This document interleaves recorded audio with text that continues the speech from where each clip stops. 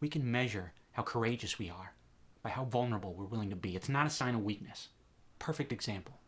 Wyatt's something else. He's great at everything. It wasn't until he started focusing on rock and roll and writing his own lyrics that things have taken off for him. I used to only play cover songs at karaoke bars because I was too afraid to write my own lyrics. When I did, though, and wrote from my heart, that's when the audience started to respond. You gotta be vulnerable. Way to go, Wyatt. The power of vulnerability. There's so many benefits to opening up. I wish more people would do it. I wish I would get better at it. Without vulnerability, think about this. You're never gonna know true, deep love and joy. I've been in a lackluster marriage for years because me and my wife don't communicate. It's easier to watch the ball game over there than to talk to her and try to understand all the hormones and the moods and emotions and stuff like that. You know what I mean? To love is to be vulnerable. I've struggled with this.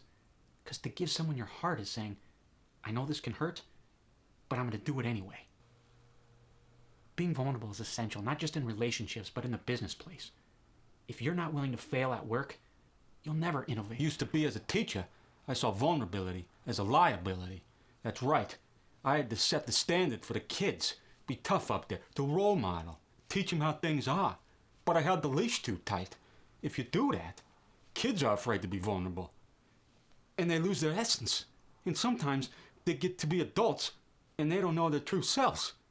And they spend their whole lives trying to find out the essence and getting into marriages looking for the other person to fill the void left from guys like me not letting them get their essence. Does that make sense? I hope it does. Vulnerability is tough in the present, no doubt. But if you spend your whole life running from vulnerability, what happens when you get to the end? You're on your deathbed and you're thinking, what if I'd shown up? What if I was courageous enough to be vulnerable and do things that the normal person is fearful of doing? I wouldn't want that. Embrace vulnerability. It's not going to be easy, but it'll serve you and help you find your meaning and live a life of abundance. Thanks for joining us. Subscribe right down there. Make a comment. Like the video. Love ya.